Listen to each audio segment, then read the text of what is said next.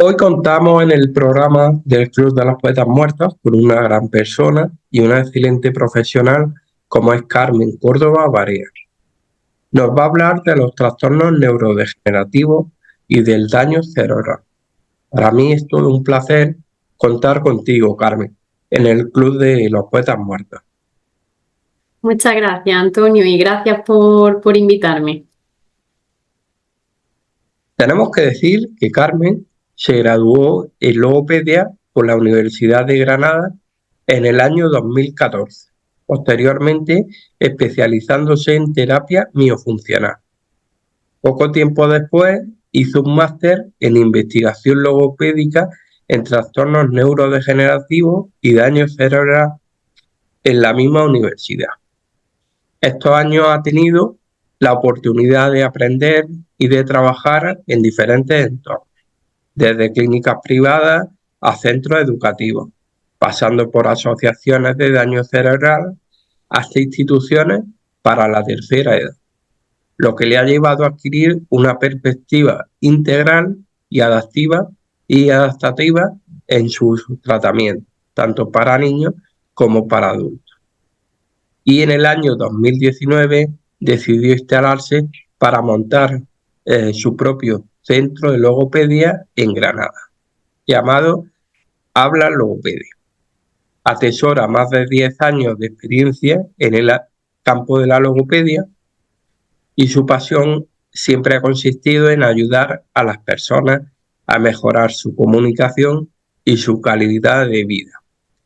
Está especializada en la valoración, el diagnóstico y el tratamiento de trastornos, tanto del habla, lenguaje, voz, comunicación y deglución en personas de todas las edades. Carmen, he de decirte que tu formación es extraordinaria y bastante completa. Muchísimas gracias. Y bueno, vamos a hablar de trastornos neurodegenerativos y de daño cerebral. Pero antes de empezar con la temática, me gustaría preguntarte qué fue lo que te llevó a ti a estudiar logopedia. ¿Cuál Pues, fue ese motivo por el que tú dijiste, yo quiero ser logopeda? pues sinceramente, Antonio, fue el caso de un familiar que sufrió un ictus que me hizo conocer muy de cerca la profesión. Lo tuve claro ya desde ese momento. La comunicación es una necesidad básica y un derecho humano. Entonces, Claro, ayudar a las personas a superar esas dificultades de comunicación y sobre todo ver los progresos que van logrando, pues proporciona una gran satisfacción y realización personal. si hablamos de trastornos neurodegenerativos, ¿cómo los podríamos definir?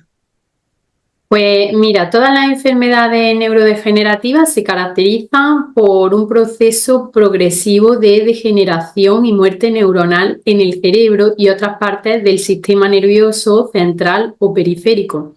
Lo que ya las distingue entre sí son los diferentes grupos neuronales o áreas cerebrales que quedan afectadas en cada enfermedad, produciendo así síntomas y evoluciones diferentes. Entonces ya van afectando a varias actividades que el cuerpo realiza, como son el equilibrio, el movimiento, el habla, la comunicación, la respiración, entre otras. Claro. ¿Y cuáles serían las enfermedades neurodegenerativas más conocidas? Pues las enfermedades que más conocemos, las más frecuentes, son el Alzheimer y el Parkinson, pero luego también tenemos las demencias, la esclerosis lateral amiotrófica o otras Sí, enfermedades como la demencia frontotemporal, por ejemplo. claro. ¿Cuál es su etiología? Pues la etiología de las enfermedades neurodegenerativas es muy compleja porque se debe a múltiples factores. Pueden ser factores genéticos, ambientales, envejecimiento celular o los propios mecanismos biológicos del cuerpo. Claro. Y si dijéramos mm, esta persona es candidata a tenerla. ¿Por qué nos podríamos llevar? ¿Qué características harían que nosotros supiéramos que esa persona lo puede tener? Pues mira, el principal factor es la edad avanzada. Ese es el principal factor de riesgo para la mayoría de las enfermedades neurodegenerativas. Entonces, la incidencia de enfermedades como el Alzheimer o el Parkinson aumenta significativamente a medida que la persona va envejeciendo. ¿Y por qué se caracterizan las enfermedades neurodegenerativas en línea general? Pues en líneas generales es que, como te digo, varían según la enfermedad, ¿no? Y las áreas cerebrales afectadas, pero generalmente incluyen el deterioro cognitivo, como es el caso de la enfermedad de Alzheimer, el trastorno del movimiento, como en el Parkinson y la ELA, y ya problemas de comportamiento y de lenguaje, como en la demencia frontotemporal, por ejemplo. Y ya así, si afinamos un poco más, ya sabemos que, por ejemplo, en el Alzheimer sí tenemos pérdidas de memoria a corto plazo. Depende también, ¿no? Lo avanzada que se encuentre la enfermedad, podemos Claro. encontrarnos que esa persona tiene dificultad para realizar tareas cotidianas, que se desorienta en el tiempo y en el espacio, que influye también en pues en el estado de ánimo, y ya en el área del habla y de la escritura, pues también se ven afectadas, ¿no? En Eso, personas, por ejemplo, en el Alzheimer, sí. claro, en personas jóvenes es más difícil, ¿no? Sí, ahí es más difícil, pero bueno, es que influyen mucho, como te digo, influyen muchos factores. Tener familiares cercanos con una enfermedad neurodegenerativa aumenta el riesgo de padecerlo también. Luego es que tenemos el tema de la dieta, el ejercicio, el tener una dieta poco saludable y falta de actividad física está demostrado que puede aumentar el riesgo de desarrollar este tipo de enfermedades, el consumo de tabaco, de alcohol, que cada vez hay más gente que empieza antes y lo hace de forma más frecuente. Y luego también el nivel educativo que cada uno tenga, ¿no? Ayuda a un nivel educativo más bajo, y la falta de esa estimulación mental se asocian también con un mayor riesgo de enfermedades neurodegenerativas, como en este caso es el Alzheimer, ¿vale? O ya el tema del estrés, que cada vez también Vamos más estresados, sí, vamos más efectivamente. estresados.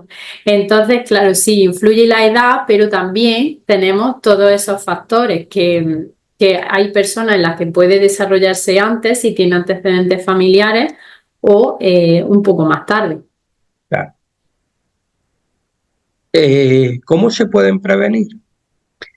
Pues mira, las enfermedades es un desafío muy complejo por, como te he dicho, esa naturaleza que tiene multifactorial, ¿no? Que Claro. incluye esos factores genéticos, los ambientales y el estilo de vida, pero sin embargo sí existen estrategias que no pueden reducir el riesgo, o por lo menos retrasar la aparición de estas enfermedades. Lo que nos dice la evidencia científica es mantener una dieta saludable, realizar ejercicio físico de forma regular, mantenerse mentalmente activo a través de actividades como la lectura, rompecabezas, por ejemplo, aprender nuevos idiomas, participar en actividades sociales. Todo esto fortalece mucho las conexiones neuronales y reduce el riesgo de deterioro cognitivo. Y luego la otra parte de la que hemos estado hablando antes, el tema del tabaco, del alcohol, controlar la tensión también, y la gestión del estrés y la salud mental, muy importante también. Claro. ¿Y luego de qué dependería su pronóstico? El pronóstico de una enfermedad, cuando es neurodegenerativa, depende de factores que pueden influir en esa progresión, ¿no? y calidad de vida del paciente. En primer lugar, ¿de qué tipo de enfermedad neurodegenerativa estemos Claro. hablando, ¿no? Cada enfermedad tiene un curso y un pronóstico diferente. Por ejemplo, la enfermedad de Alzheimer tiene una progresión más lenta, ¿no? Que, por ejemplo, otro tipo de enfermedades que pueden avanzar más rápido, ¿no? Luego la edad de inicio también puede influir en el pronóstico. Generalmente un inicio más temprano puede estar asociado a una progresión más rápida y severa en algunas enfermedades. Y luego, cuando te lo diagnostiquen, ¿vale? Cuanto antes lo cojamos, Claro, mejor. más tiempo tenemos de trabajar y de estimular esas áreas que se están viendo afectadas. Cuando los síntomas son leves, generalmente se permite un mejor manejo y se puede ralentizar la progresión de la enfermedad lo máximo posible, ¿vale? Y luego ya eso, pues el tema de los factores genéticos. Depende, ¿no? Como el inicio que haya tenido esa persona, pues también nos influye en el pronóstico. Y luego ya el tema de que curse con otras enfermedades, otras condiciones médicas, como ya la diabetes, la hipertensión, trastornos psiquiátricos. Ahí ya se puede complicar el manejo de la enfermedad y afectar negativamente al pronóstico. No solamente, si solamente tratamos con la enfermedad neurodegenerativa, evidentemente va a tener un mejor pronóstico que si lo hacemos directamente con otra enfermedad asociada, ¿no? Como ya te digo, el tema de la hipertensión, algún trastorno psiquiátrico. Y el acceso también que esa persona tenga a rehabilitación, a tratamientos médicos adecuados, a terapias, a cuidadores. Todo esto influye mucho a la hora de ver cómo va a ir progresando y el grado que vaya avanzando la enfermedad. ¿Hay alguna sintomatología por la que nosotros podamos saber que efectivamente podemos tener una enfermedad neurodegenerativa?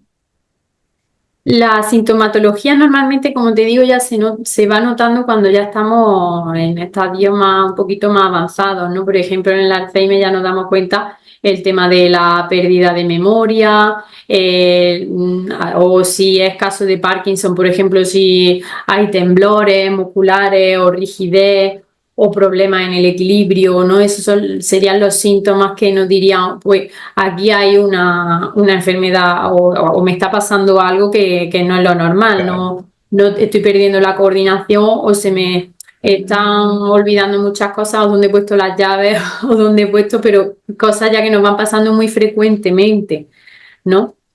Que se Claro. nos olvidan cosas sobre todo de la memoria a corto plazo, como hemos dicho antes, y luego ya en el tema de la esclerosis lateral amiotrófica, ya ahí sí se sentiría debilidad muscular, es mucho cansancio, dificultad para caminar, para moverse o para hablar, ¿no? Esos movimientos más lentos, esa falta también de coordinación, pero ya te digo que estos síntomas dependen de lo avanzada que esté la enfermedad. Lo avanzada que esté, claro, No lo la vamos enfermedad. notando, claro, pero los síntomas característicos son eso.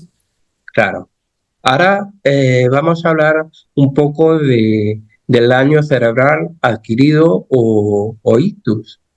¿Qué Ujú. sería, qué sería el daño cerebral adquirido o ictus? Pues mira, el daño cerebral adquirido se refiere a cuando se produce una lesión cerebral, pero ¿qué ocurre después del nacimiento? Y que no es causada por una afección congénita o genética, ¿vale? Este tipo de daño puede ser el resultado de una variedad de causas, como son los traumatismos, los accidentes cerebrovasculares, como has comentado, los ictus, estarían dentro del daño cerebral adquirido, infecciones, tumores cerebrales, falta de oxígeno, o enfermedades degenerativas también, ¿vale? Sí, sí, que entonces no sería solamente los ictus, ¿no? Ahí está. El daño cerebral adquirido, como su propio nombre indica, es algo que se adquiere ya posterior una vez que ya después del nacimiento, ¿vale? Y el ictus es un tipo de daño cerebral adquirido. Ajá. Sobre todo, ¿por qué se produce? Pues tenemos varias causas que son comunes en el daño cerebral adquirido. En primer lugar, los traumatismos craneales, que son una causa muy común. Los accidentes de tráfico, un traumatismo cranoencefálico, cuando tenemos un accidente, hay un golpe en la cabeza, pues ya se produce se produce ese daño cerebral, ¿no? Por una caída, sobre todo en mayores y en niños que se caen, se dan también un golpe en la cabeza y ahí tenemos ya un traumatismo. Y luego el tema de los accidentes cerebrovasculares, tenemos también los dos tipos, los isquémicos y los hemorrágicos. Los isquémicos se producen por una obstrucción del flujo sanguíneo en el cerebro y los hemorrágicos lo que causan es una hemorragia, un sangrado dentro o alrededor del cerebro. Y luego ya tenemos también otro tipo de daño cerebral que es producido por las infecciones, la meningitis, la encefalitis, ¿vale?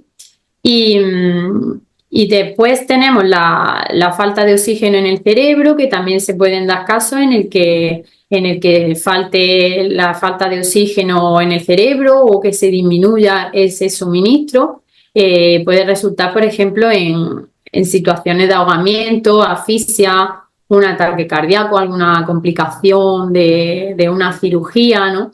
Que provoque que el cerebro no le llegue el oxígeno suficiente y esa área del cerebro se vaya muriendo esas células, ya que no le llega el aporte necesario de oxígeno.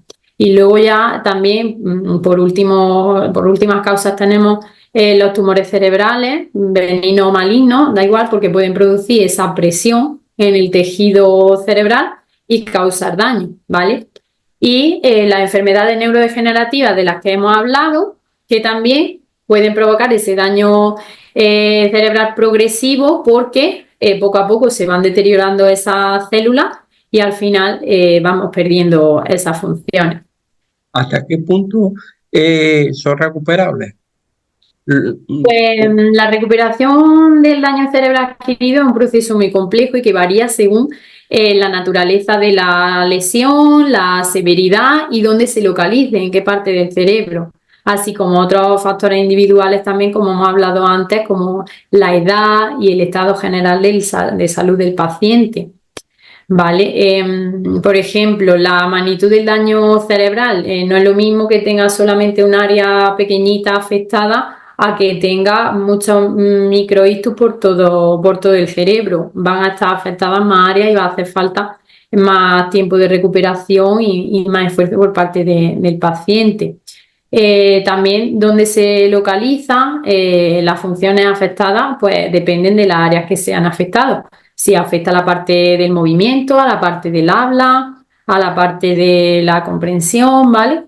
Entonces depende de dónde se produzca esa lesión. Y claro, los cerebros más jóvenes pues suelen tener una mayor plasticidad, por lo que facilita tener una mejor recuperación y que tengan mejor pronóstico. Y ya por último, sí, el tema de la intervención, el tiempo del tratamiento, el tiempo que nosotros tardamos en iniciar la terapia es muy importante, ¿vale? La rapidez con la que se recibe el tratamiento después de haber tenido un daño cerebral puede influir significativamente en el pronóstico. Generalmente, cuanto antes empecemos, mejores resultados vamos a tener. Una persona que ha recibido o que ha tenido un hito, cuanto más tarde la asistencia en llegar, más complicaciones puede tener. Efectivamente, yo te hablo en términos de rehabilitación. Está demostrado que las personas que empiezan en los primeros 6 meses desde que ha tenido un accidente, un ictus, un traumatismo, está demostrado que cuanto antes empiecen con la terapia, mejor pronóstico tiene que a las personas que tardan más de 6 meses en recibir ese tratamiento. Sí, sí. Pero yo me refería, en el momento de tenerlo, en el momento de recibir la asistencia, cuanto más tarde esa asistencia en ir a la persona que en el momento ese ha tenido el ictus, más complicaciones puede tener. De primera, me refiero. Sí. Por ejemplo, si estamos hablando de un ictus, ¿no? Estamos hablando de una obstrucción de una arteria. Cuanto más tiempo pase ese cerebro sin recibir el aporte de nutrientes o de oxígeno necesario, las células van a ir muriendo. poco a poco. Entonces, cuanto más rápida sea la actuación, menores secuelas va a tener. Claro. ¿Y qué factores inciden en la reparación del mismo? Pues esto ya es un proceso ya que depende de cada persona, que es algo muy individualizado y que requiere también un enfoque multidisciplinar, ¿no? El éxito depende según sea la gravedad del daño y de cómo responda el paciente al tratamiento y si recibe ese tratamiento continuado por parte de logopeda, fisioterapeuta, terapeutas ocupacionales, depende, ¿no? Como ya te digo, del apoyo que necesite. Y sobre todo también que me he encontrado casos del que el mismo paciente ya no quiere participar, ¿vale? Si el paciente no quiere, no es colaborativo, no quiere participar en la rehabilitación o bien porque le ha afectado a la conducta bueno, pues está un poquito más bajito de ánimo en ese momento, van a, evidentemente, va a influir a la hora de recuperarse, ¿no? Porque si Claro, no tiene esa iniciativa y poner de su parte de recibir esa intervención terapéutica, no va a poder maximizar los efectos de la recuperación y de la claro, terapia. una baja autoestima influye lógicamente en el tratamiento. Ujú. Claro, la predisposición que esa persona tenga, el ánimo, la ganas de luchar que tenga, va a ser también muy determinante. Yo me he encontrado, como te digo, el caso de pacientes que no quieren colaborar y que se niegan en rotundo porque no quieren, se han venido abajo después de haber tenido ese traumatismo o ese accidente cerebrovascular y cuesta mucho. Hay que trabajar primero con ellos en eso, en querer ayudarles a darle esa motivación a que quieran participar en el tratamiento, porque sin colaboración no podemos hacer nada. Claro, efectivamente. Es fundamental primero ese apoyo psicológico. Eh, ¿Cuáles podrían ser sus posibles secuelas? Pues mira, el daño cerebral adquirido puede resultar una amplia variedad de secuelas que dependen, como te digo, del tipo de lesión y la severidad, la localización de la lesión. Entonces pueden abarcar múltiples áreas de la vida de una persona, las funciones físicas, las cognitivas, emocionales, como acabamos de decir, las conductuales, ¿vale? Pero básicamente lo que nos podemos encontrar son secuelas físicas, de parálisis que puede afectar a un lado del cuerpo, sobre todo es muy común en accidentes cerebrovasculares, problemas de coordinación, espasticidad, problemas del equilibrio, problemas sensitivos de que no sientan alguna parte del cuerpo. Eso en cuanto a la parte física. En la parte cognitiva, problemas de memoria, dificultades de atención, de concentración, o problemas de lenguaje. En mi campo, la afasia, ¿no? Dificultades para hablar, Claro, entender o leer o escribir. El caso de las disartrias también, la disfagia, problemas a la hora de tragar, ¿vale? Y luego ya el problema, las secuelas emocionales y conductuales que cambian mucho la personalidad, están más irritables, más impulsivos, apáticos, les da depresión, o pueden tener muchos cambios de humor, de repente conductas inadecuadas, cambios de comportamiento o más agresivos, dificultad para controlar esos impulsos, pueden ser algunas de las secuelas que pueden aparecer. Aparte ya de las sensoriales, como te digo, depende del área del cerebro que se encuentra afectada, como por ejemplo problemas de visión, de audición, alteraciones hasta en el olfato y el gusto. claro. Y bueno, para terminar la entrevista, Carmen, ¿cuáles son los próximos objetivos a nivel profesional que te han marcado?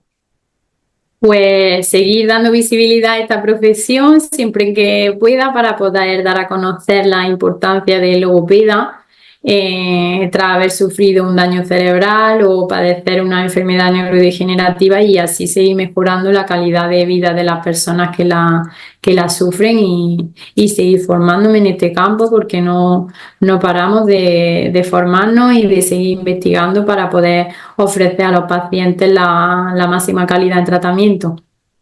Pues ha sido un verdadero placer contar contigo en este programa y decirte bueno, que gracias por hacer un pequeño, un pequeño espacio para dedicarnos un pequeño tiempo para coger y atendernos aquí en el Club de los Poetas Muertos, y que ha sido un grandísimo placer contar contigo y que nos hables de los trastornos neurodegenerativos, a los cuales hay que dedicarle una gran atención y que muchas veces no sabemos darle atención, una atención especializada. Para eso fundamental es logopeda. Pues sí. Así que muchísimas gracias. Muchísimas gracias a ti también, Antonio. Hasta luego.